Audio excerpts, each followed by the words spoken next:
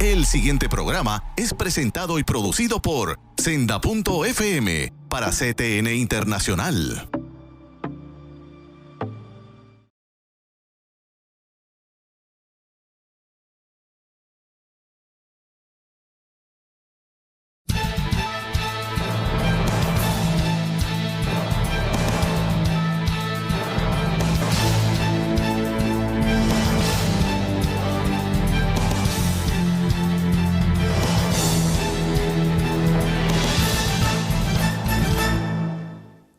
Saludos amigos de Alerta Cristiano, yo soy Eduardo García Resach, cristiano, abogado en la práctica privada, casado con María Esther Ojeda por ya casi 44 años, 3 hijos, 3 nietos y dándole gracias a Dios si vienen más y si no vienen pues que me permitan seguir disfrutando por muchos años de la alegría de una familia que se va levantando cada día más. Gracias, hermanos, por sintonizarnos. Hoy es un día en que vamos a compartir con ustedes el 8º programa de reflexiones teológicas con el hermano pastor, doctor Samuel Sullivan.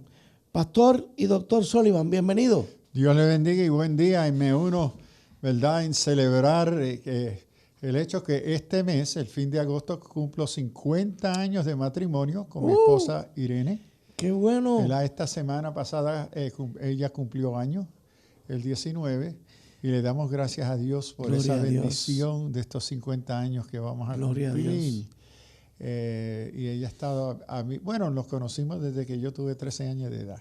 Hemos estado ella junto a mí en el ministerio de más de 52 años de ministerio juntos. Wow. Y le doy gloria a Dios por eso y le doy gracias al Señor por encontrarme nuevamente en Alerta Cristiana. Qué bien, qué bien. Damos gracias a Dios por ese matrimonio, porque hay que modelar ese matrimonio de Cristo con la iglesia.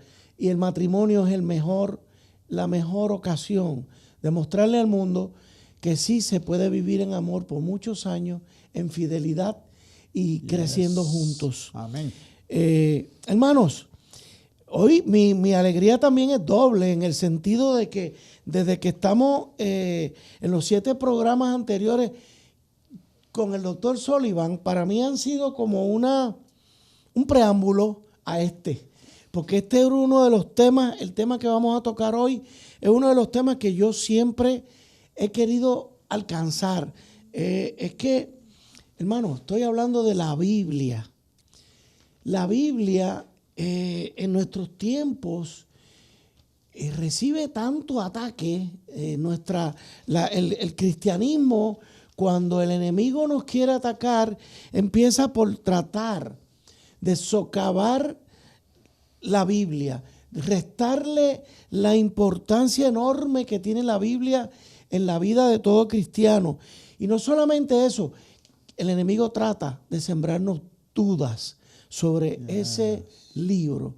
Lo que yo aprendí de mi pastor Rodolfo Ayala, que me decía, Eddie, este es el libro de instrucciones de Dios. Y quiero comenzar partiendo de una palabra. En Juan 3:34 dice, porque el que Dios envió habla las palabras de Dios, pues Dios nos da el Espíritu por medida. Hermanos, qué bueno que tenemos con nosotros al doctor Sullivan para continuar estas reflexiones teológicas. Hoy lo haremos reflexionando teológicamente desde la Biblia. Y la primera pregunta sencilla, Pastor Sullivan, ¿qué es la Biblia? Qué mejor definición de la que da Hebreos 4, 12 y 13, que nos dice, porque la palabra de Dios, primero yo entiendo que las escrituras son la revelación de Dios, a donde Dios comunica sus deseos, sus propósitos Amén. De bien y de bendición, que dice, porque la palabra de Dios es viva y es eficaz, y más penetrante que toda espada de 2 filos, penetra hasta el partir el alma y el espíritu, las coyunturas y los tuétanos, y decirnos y discierne los pensamientos y las intenciones del corazón. Para mí, entiendo las Escrituras, ambos testamentos, Antiguo y Nuevo Testamento, como la revelación a donde Dios se ha dejado conocer de una forma particular, específicamente, aparte de su revelación en la naturaleza. Porque tenemos dos marcos de revelación. Dios se ha revelado en toda la naturaleza para toda la creación conocerle, pero más específicamente en las Escrituras de Antiguo y Nuevo Testamento, a donde Dios comparte sus propósitos de salvación y redención. Pastor, ¿qué constituye para usted en su vida la Biblia? Bueno, aquí tengo que tomar aquí de nuevo las palabras de Hebreos. En su vida íntima con Dios. La palabra para mí, en mi vida íntima, ese recurso es a donde yo vengo a conocer el Dios en quien yo he creído. Que mi vida cristiana no es reducible a una experiencia, sino a una verdad revelada, comunicada por mi Creador y Redentor, a donde yo conozco sus propósitos para mi vida, descubro quién yo de veramente soy y qué son los recursos de gracia que Dios ha provisto para salvarme, porque la Biblia también me revela y me enseña que aparte de Jesús yo estoy perdido. Entonces, para mí la Escritura marca, me da esos fundamentos de quién soy, por qué existo, qué necesito, qué recursos tengo para que responda a mis necesidades y cómo me comporto en el mundo, porque la Biblia viene a ser esa base ética, moral, de justicia, de amor, de paz, que debe de definir mi comportamiento y mi relación en el mundo, y que no existo solo. Esa es otra cosa muy importante que encuentro y me enseña la Biblia, que Dios me ha creado un ser comunitario, que yo vivo para convivir con otros y para bendecir a otros, y no vivir como un llanero solitario, un elemento autónomo en el mundo. O dependiendo de unas experiencias que a veces son tan subjetivas, ¿verdad? Pero al recurrir a la Biblia, que es palabra de Dios, la cosa cambia. Sí, aquí las Escrituras, yo entiendo que las Escrituras deben de informar, corregir, orientar mi experiencia espiritual. Okay. Que no son mis experiencias subjetivas, espirituales, que van a interpretar la Biblia, sino la Biblia me enseña y dirige y corrige mi experiencia, que hay experiencias espirituales que son legítimas y de Dios, y hay otras experiencias que son inventos nuestros o hasta demoníacos, que nos confunden y nos desvían de la verdad de la palabra. Pastor, cuando yo trato a veces de ver la dimensión de la Biblia en mi vida, yo obviamente, yo que por fe sé que es la palabra de Dios, yo trato de, bueno, siempre usted nos lo ha indicado, es muy difícil que el hombre entienda toda la dimensión de Dios, pero algo trató de hacer Dios con la Biblia.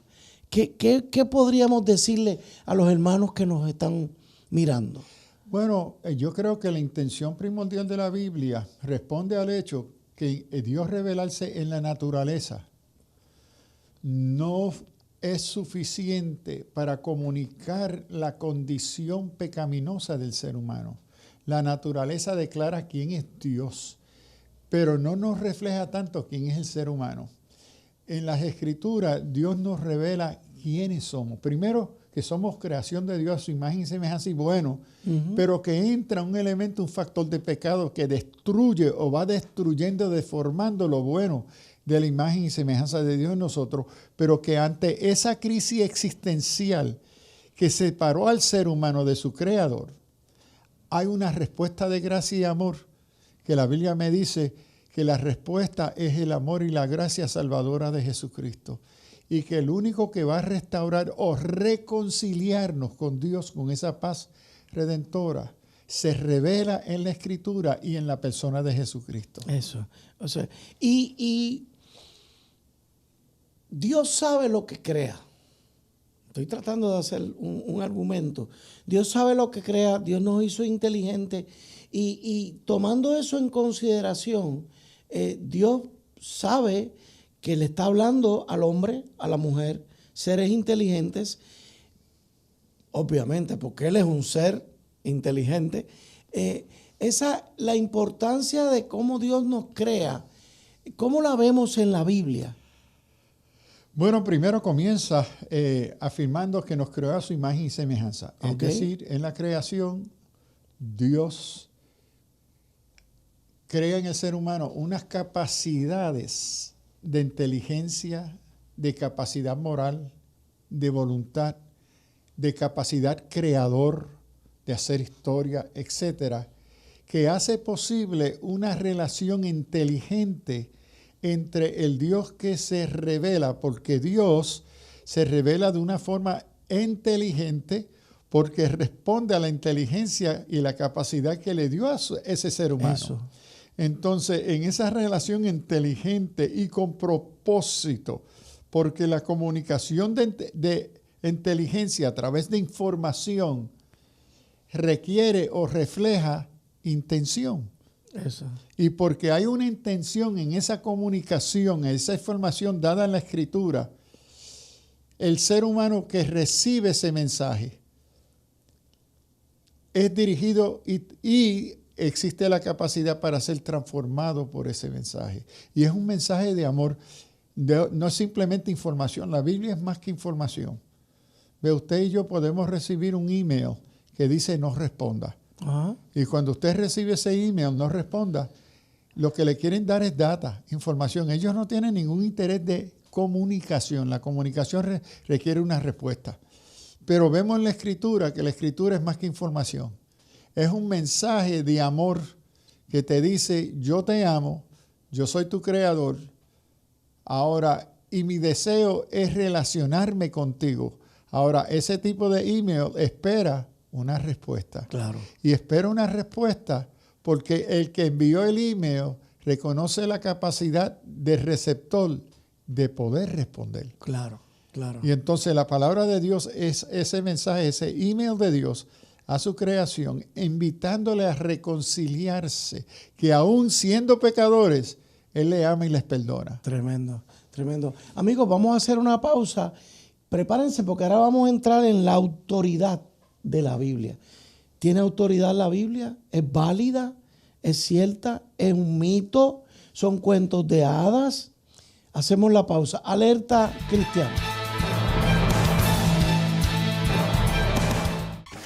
La mayor selección de música cristiana.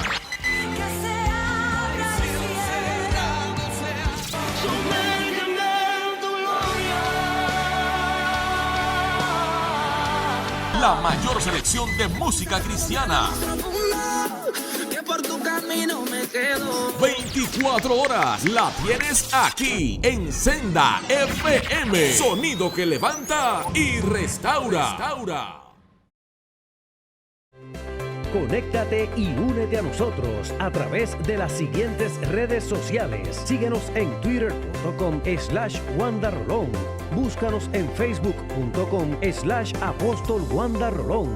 Véanos en youtube.com/WandaRolón. Y también nos sigues a través de Instagram @WandaRolón o a través de nuestra página web www.alaba.org.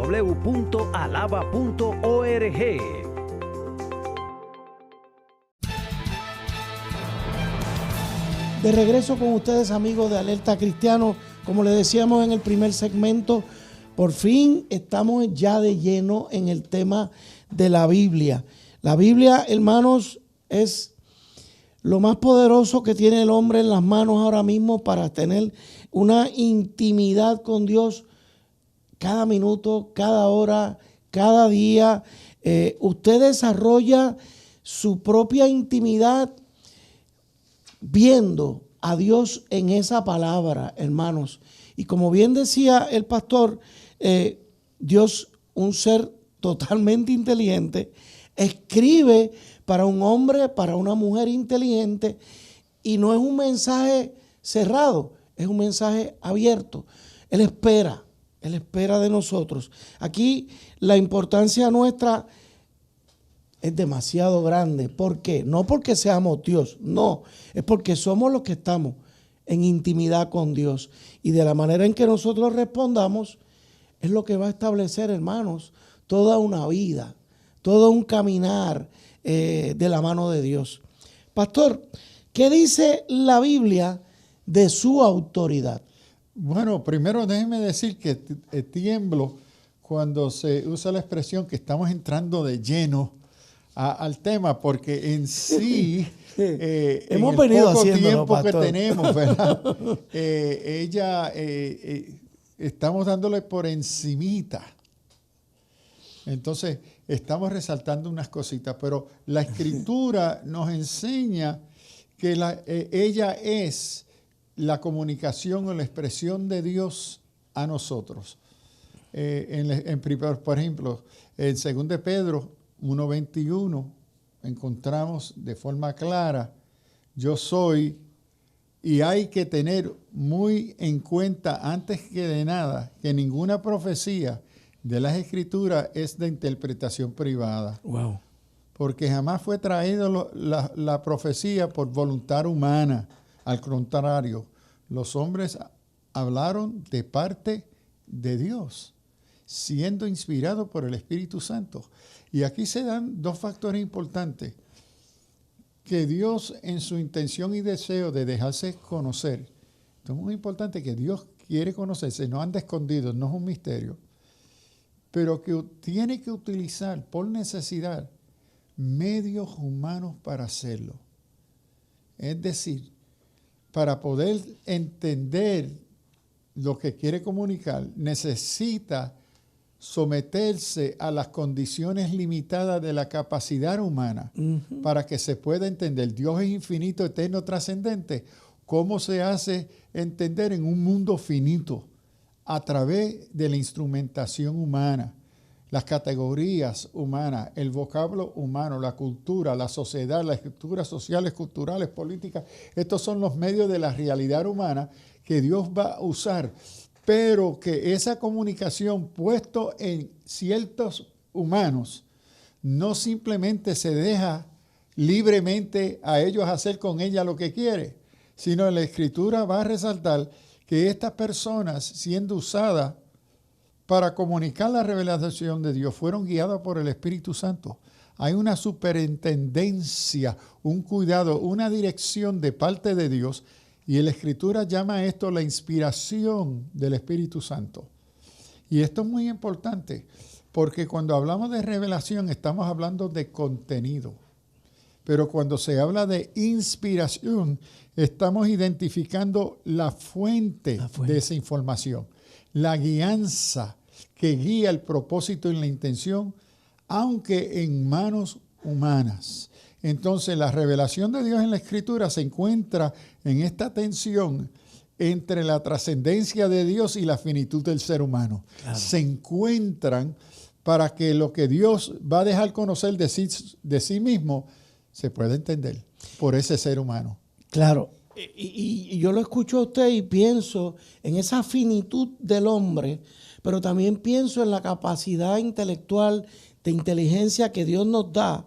Y Él sabe, porque Él nos crea, pastor, y usted me corrige, que yo voy a tener la capacidad de entenderlo cada vez más, en la medida en la que yo escudriño, busco, le pregunto, me inquieto, toda la situación humana. O sea, Él sabe, es como Él decirme, yo te puse en este ambiente, y en el ambiente de la creación, pero también en el ambiente de la palabra. Y yo sé que tú tienes la capacidad de descubrir más de mí cada día. Sí, y vemos ese progreso. Vamos a tomar en matemáticas. Uno, para crecer en su conocimiento de la matemática, tiene que entrar en un proceso cuidadoso, consistente, coherente, disciplinado, para ir de nivel en nivel en nivel, para ir captando la profundidad, la belleza, la grandeza de la matemática. Entonces, lo mismo con la palabra. hay un dicho por ahí que dice, el que desconoce la palabra desconoce a Cristo. Amén. Porque Cristo se ha revelado en la palabra. Entonces, ese amor que Dios provee en uno, ese deseo en la palabra, nos va revelando cada día más y más quién es Dios. Primero, qué es el concepto cristiano de Dios. ¿Qué es la perspectiva de Dios sobre el mundo en el cual yo soy parte? ¿Cómo es que la Biblia me ayuda a descubrir quién yo soy? Porque yo descubro quién yo soy ante mi Creador. Amén. Porque yo soy llamado a ser un reflejo en imagen y semejanza de este Dios. Eso. Esto yo lo encuentro en la palabra. Entonces, es en ese encuentro con la revelación de Dios que yo vengo a conocerme a mí mismo, vengo a conocer a Dios, vengo a conocer sus propósitos y deseos y vengo a conocer sus promesas y pactos. Que Él estará conmigo en las buenas y las malas. En las buenas y en las malas, siempre. Pero, ¿cuáles son las condiciones de esa relación? Ahí está. Y que no es reducible a una emoción, sino que la Escritura me revela a una relación personal y íntima con Dios, que se funda en la veracidad de su palabra y sus promesas, en quién Él es. Sí. ¿Ve? Y aunque yo no me sienta bien, aunque me sienta con temor o falta de fe, eso no quita quién Él es. Correcto. Y entonces la Escritura, yo voy creciendo en mi relación con Dios y con Cristo y con mis hermanos a la luz que comprendo cómo la Escritura me ayuda a entender ese crecimiento y esa relación. Fíjese, usted ha dicho algo. Yo voy creciendo en mi relación con Dios y con mis hermanos. ¿Cuántas veces no nos sentimos retados? Buenamente, o sea, no lo digo negativo, al contrario. A mí me inspira. Yo tengo muchas amistades, amigos, pastores, mentores, gente que yo veo la relación que tienen con Dios y yo digo, wow, yo quiero vivir eso.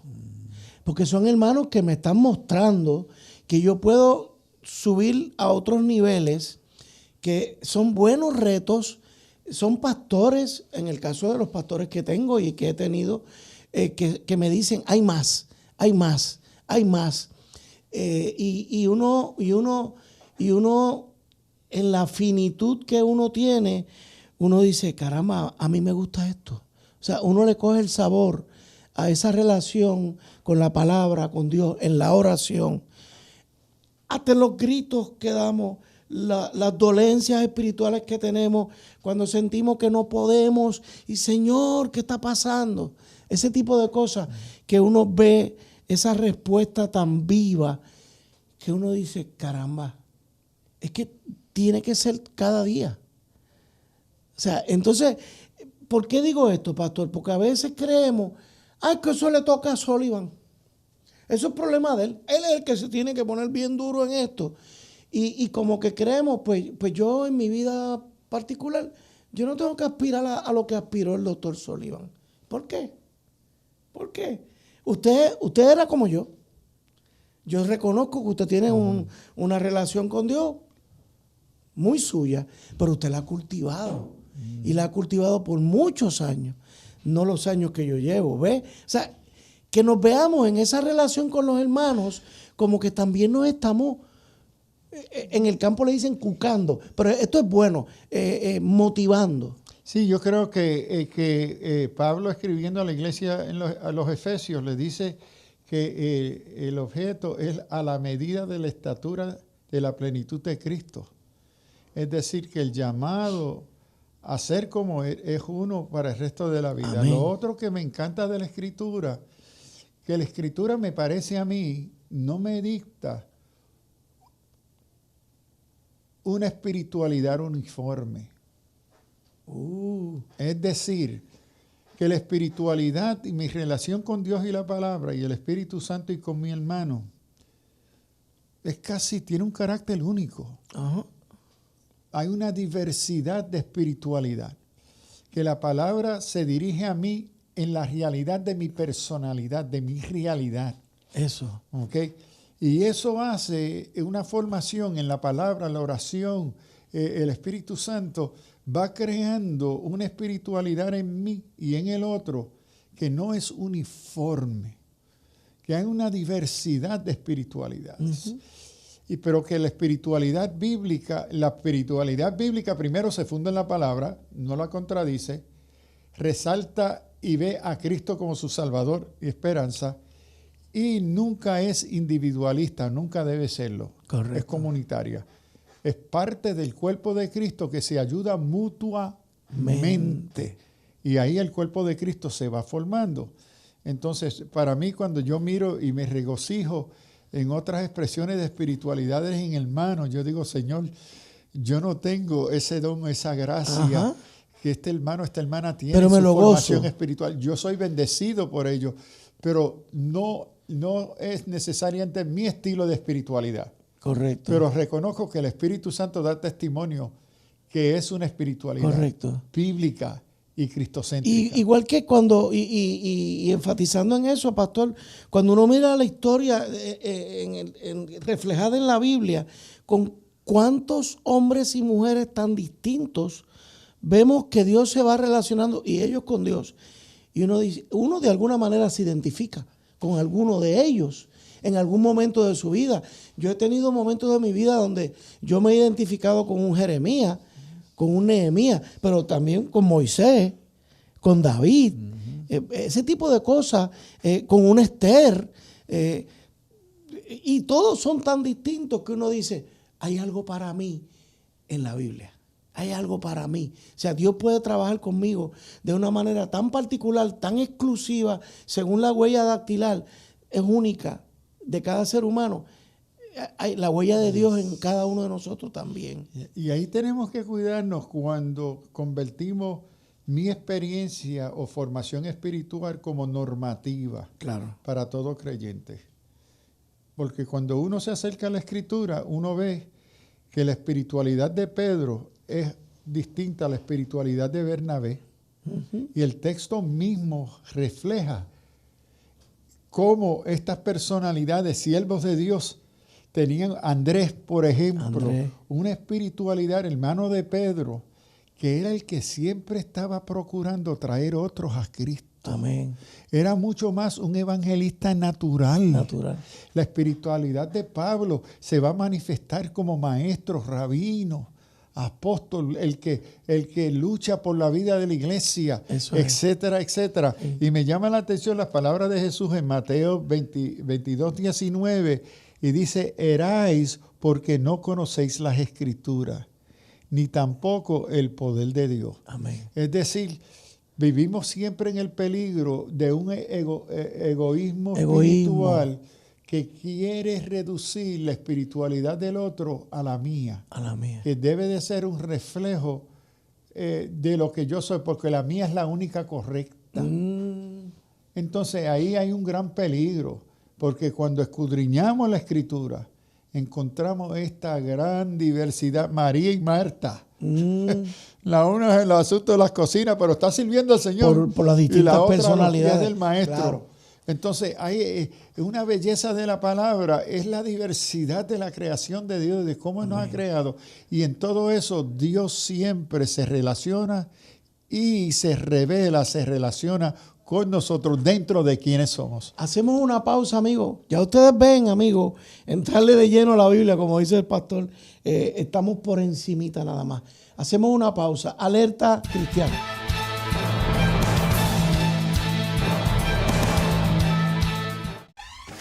La mayor selección de música cristiana.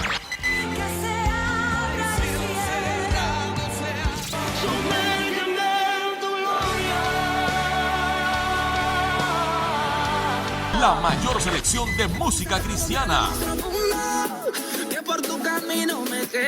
24 horas la tienes aquí en Senda FM. Sonido que levanta y restaura. Conéctate y únete a nosotros a través de las siguientes redes sociales. Síguenos en twitter.com/WandaRolón. Búscanos en facebook.com/Apóstol Wanda Rolón. Véanos en youtube.com/WandaRolón. Y también nos sigues a través de Instagram @WandaRolón o a través de nuestra página web www.alaba.org.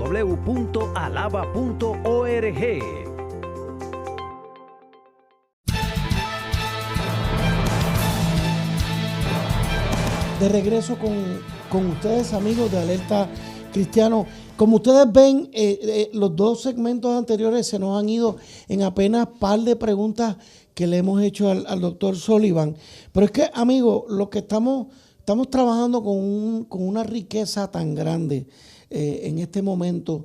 Entrarle a la Biblia con pasión, con entusiasmo, nos lleva a veces a ver otras preguntas que están como en el margen, pero que son muy importantes. Así que, pastor, pero hablando de la autoridad de la Escritura, ¿y qué de un Pablo, que es un hombre que prácticamente cubre casi todo el Nuevo Testamento con sus cartas?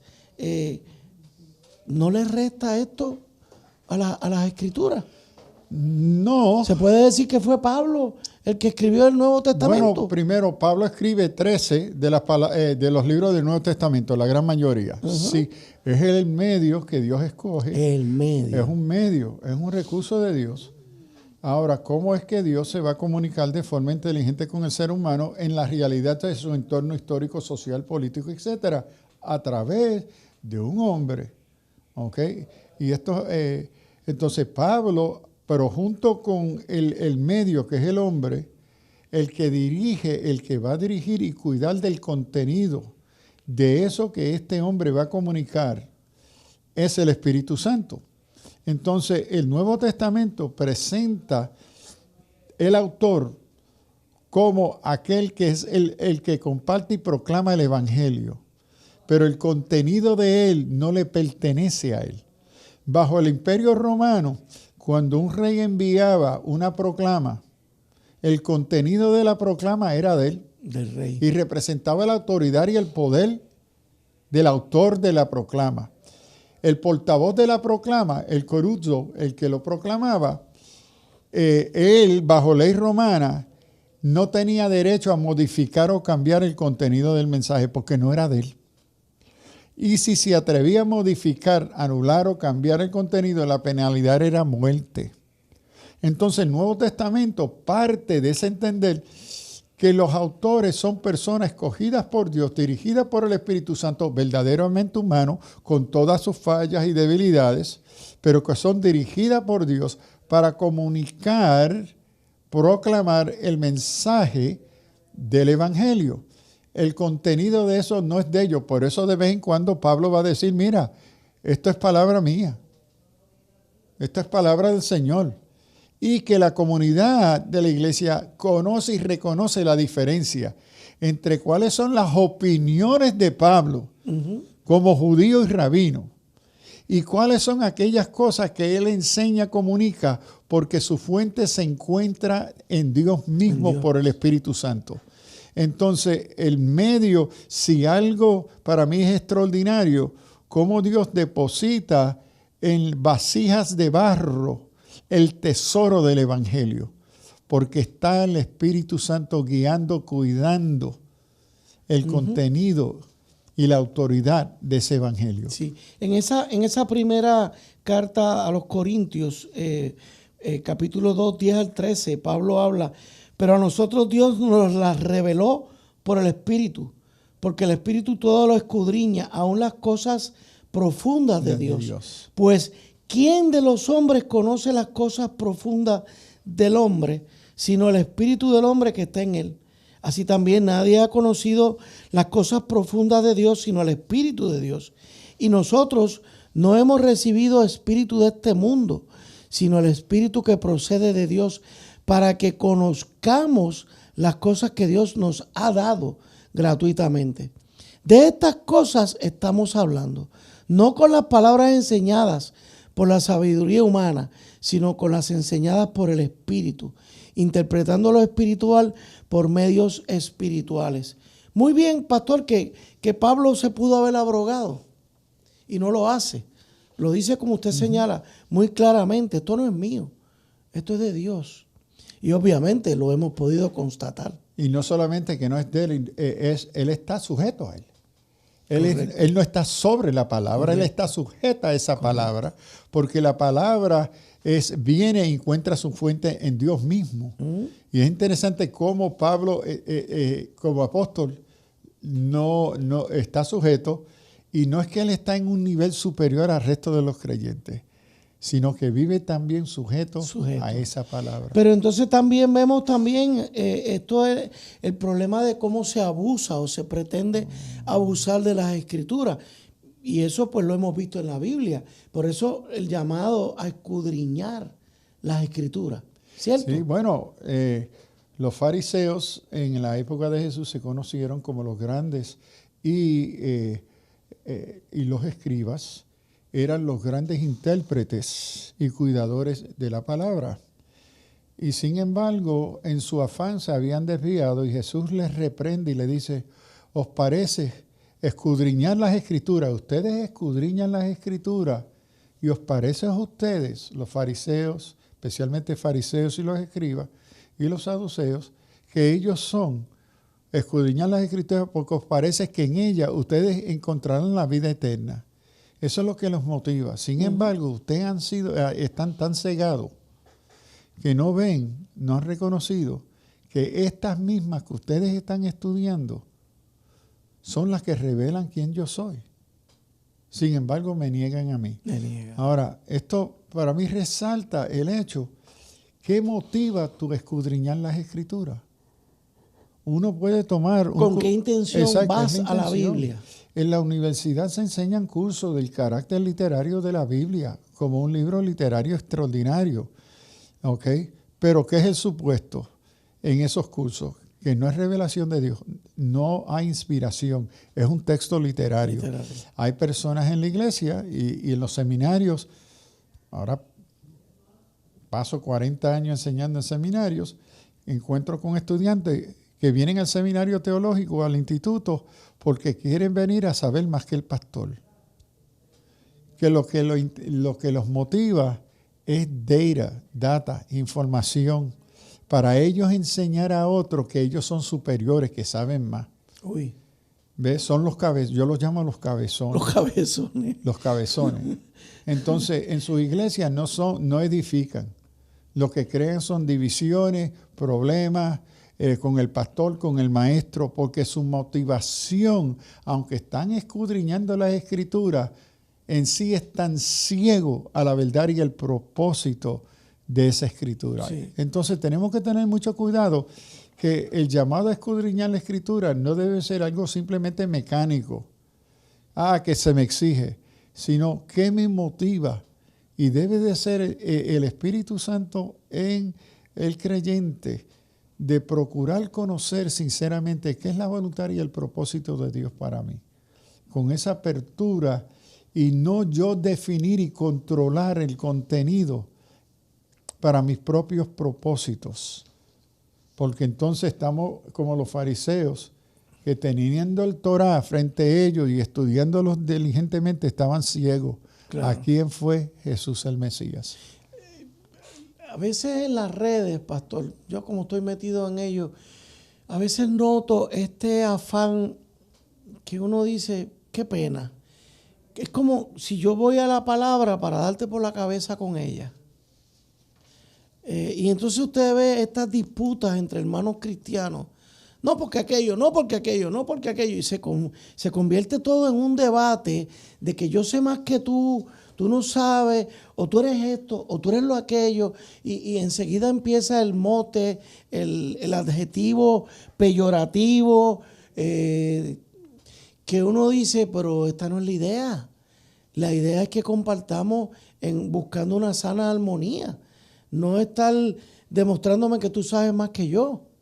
Ok, tú puedes saber más que yo, pero y con tanta conocimiento me vas a tratar como me estás tratando. Sí, y que ese conocimiento, Pablo lo trata, que son estas palabrerías y filosofías que lo que hacen es dividir.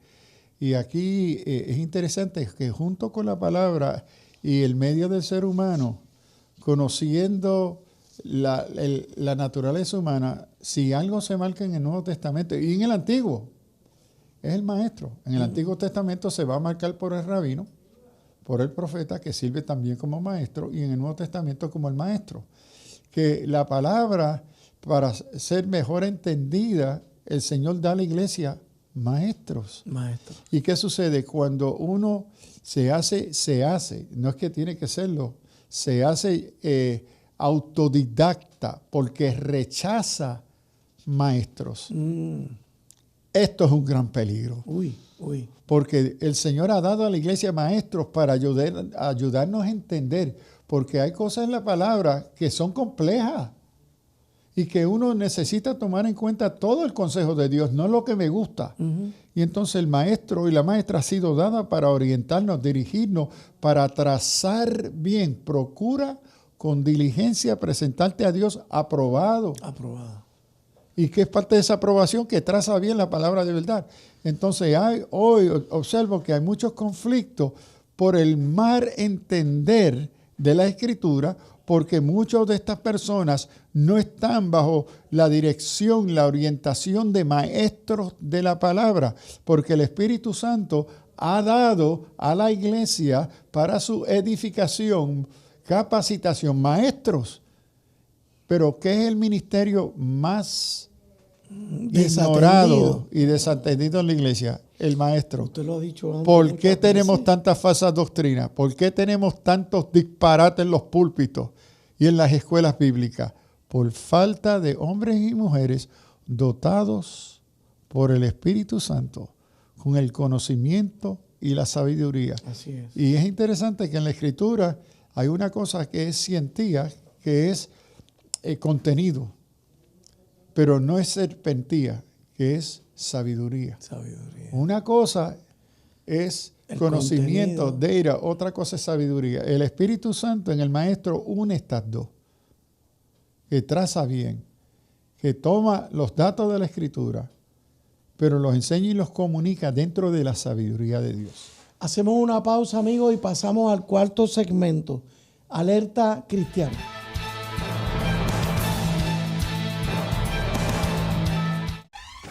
La mayor selección de música cristiana.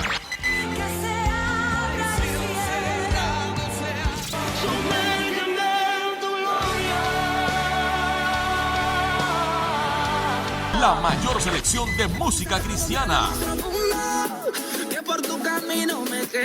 24 horas la tienes aquí en Senda FM. Sonido que levanta y restaura.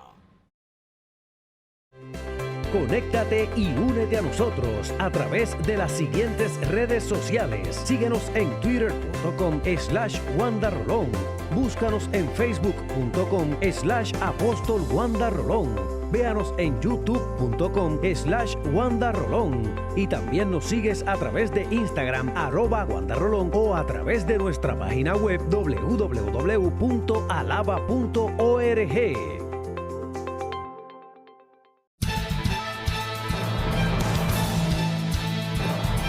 De regreso con ustedes, amigos, ya en este último segmento queremos abordar otro punto bien importante, Pastor Sullivan. ¿Muchos evangelios o un solo evangelio? Obviamente, si fuera el evangelio, tendría toda la autoridad, pero el hombre ha tratado de socavar al separarse. Sí, ahora rápidamente tenemos que ver que el uso del concepto de evangelio se ha asumido tres diferentes expresiones en la historia de la iglesia. Ajá. Primero, evangelion, que quiere decir en sí el anuncio de buenas noticias.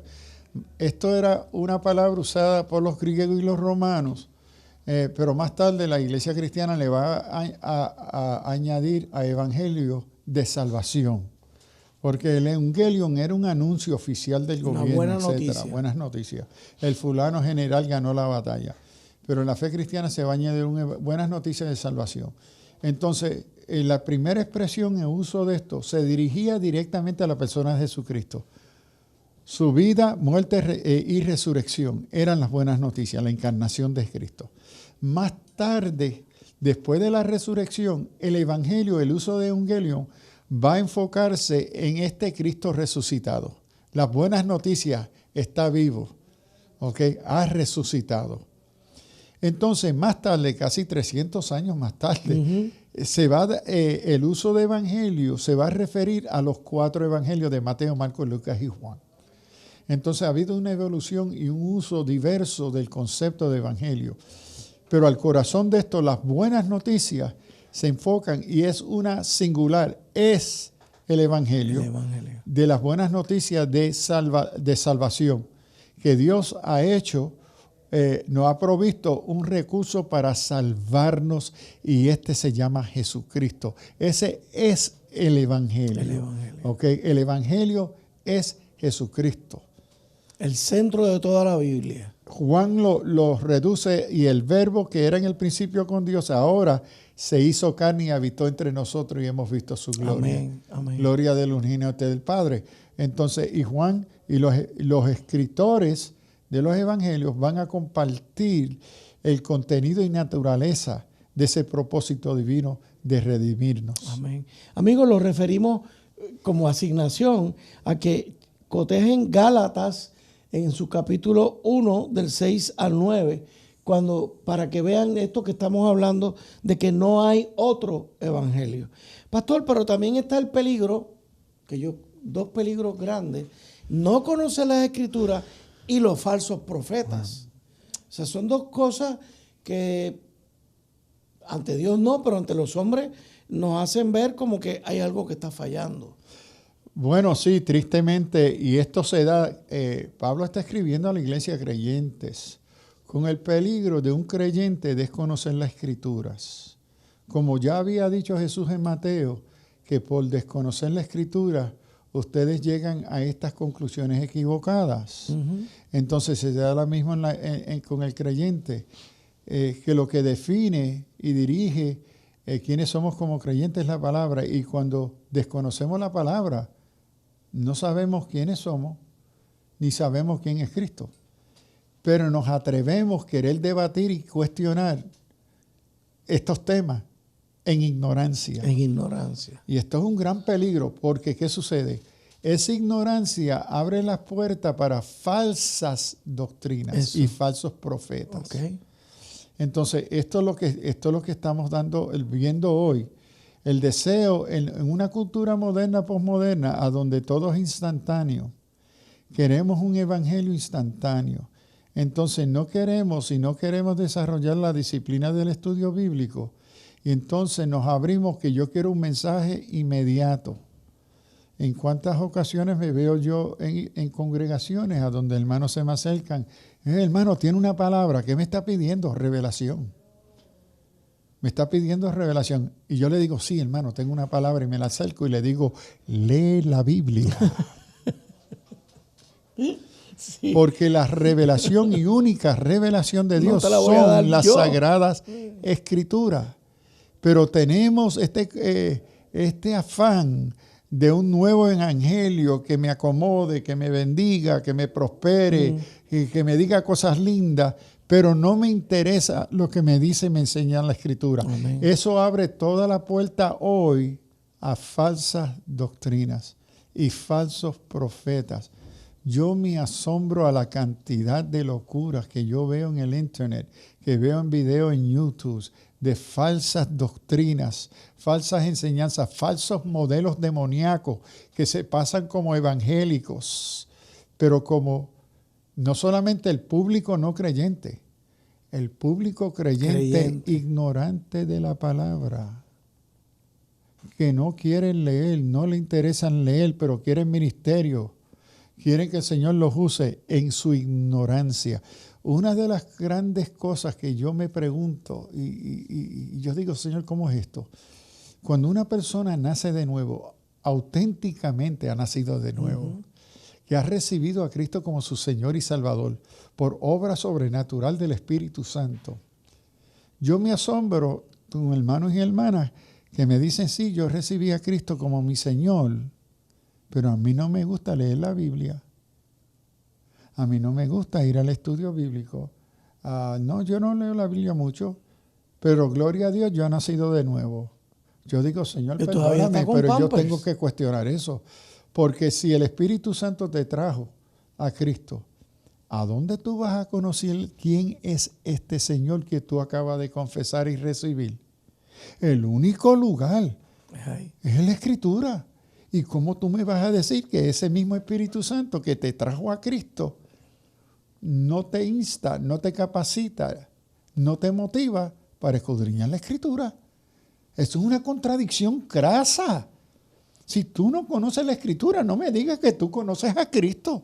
Es lo que yo llamo conociendo a Cristo por el bochinche. El bochinche es algo que otra persona me cuenta, pero yo no lo conozco en sí, es verdad. Es la película que veo. Exacto. Es el concierto. Es el taller. Es la conferencia que dio fulano que me impactó. Pero lo primero que me tiene que impactar no lo estoy viviendo. Que es que la desconozco. Entonces yo conozco de Jesús porque otro me lo contó. Yo lo conozco de la grandeza de Cristo porque alguien me lo predicó. Pero que yo me haya interesado de ir a la fuente de esa revelación, no me interesa. ¿Cómo entonces tú me vas a decir que tú naciste de nuevo? Correcto. Si tú no conoces a Cristo, Correcto. Tú conoces de Cristo, pero tú no has conocido a Cristo porque el Espíritu Santo, si de veramente obró en ti para nacer de nuevo, el nacimiento nuevo depende, en tu crecimiento depende de esa palabra. Ese es el pan de vida. Sí. Y entonces, sí, nací de nuevo, pero no me interesa comer el pan de vida. Lo escucho y me viene a la mente la imagen de David. ¿Cómo es que dice la Biblia? Que Dios conocía su corazón. Que era su amigo. O sea, eso lo que me revela a mí es que David buscaba de Dios. A pesar de sus pecados y caídas. Eso. Pablo, todos los grandes hombres en la historia de la salvación me tienen que dar yo tengo que tener una envidia santa de que yo quiero saber lo que él sabía. Yo quiero ver qué fue lo que él encontró. Yo quiero tener la relación que él tuvo con Cristo. ¿Por qué un Wilberforce dio las peleas que dio? ¿Por qué un Luther King? ¿Por qué un Bonhoeffer en esta época moderna dieron su vida por lo que hicieron? O sea, ¿de dónde nació eso? Y que la fuente que los apasionaba era la Escritura. Eso. Era la Escritura. No es un elemento solamente social o político o cultural, porque esos factores eran muy importantes. Pero es la pasión de la verdad de esa palabra que vía en ese ser humano, el otro, el yo en ellos. Pastor, yo tengo una relación de amistad bien linda con Axel Lanause.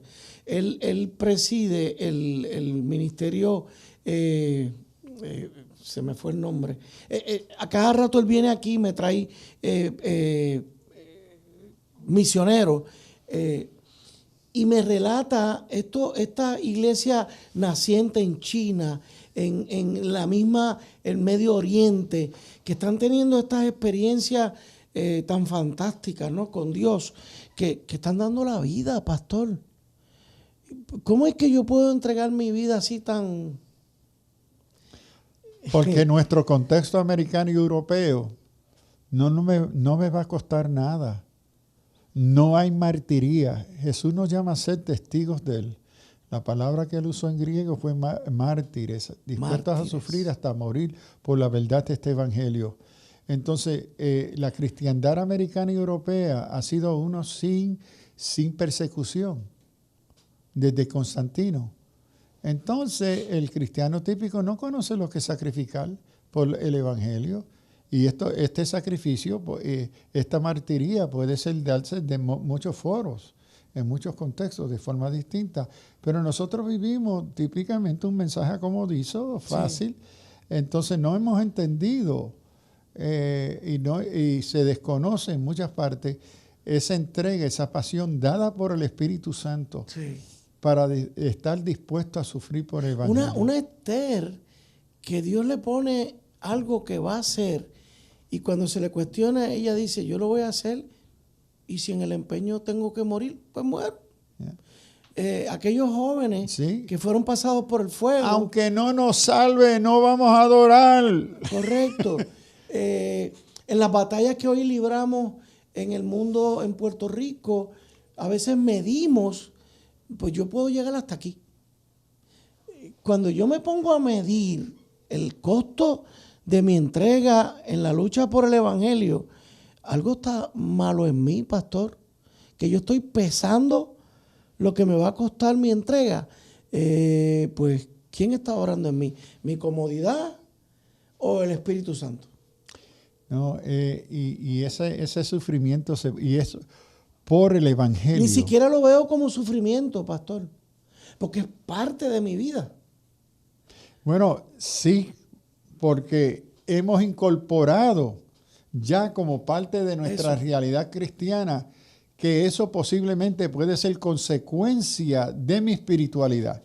Y lo puedo esperar también. Sí, yo a veces, a través de los años, en ocasiones, yo le he tenido que decir a mi esposa, mira, mija, te lo ha dicho en otras ocasiones, te lo digo ahora.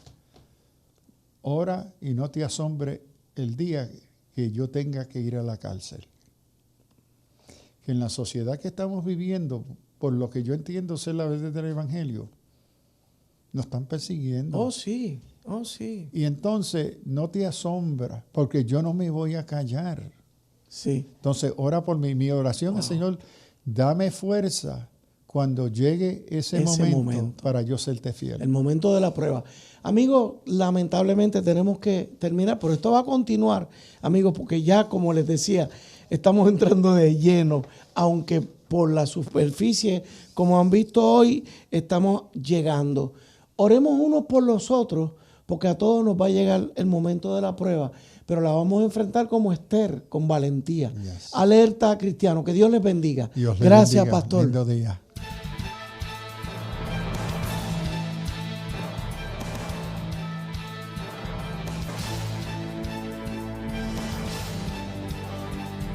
El pasado programa fue presentado y producido por Senda.fm para CTN Internacional.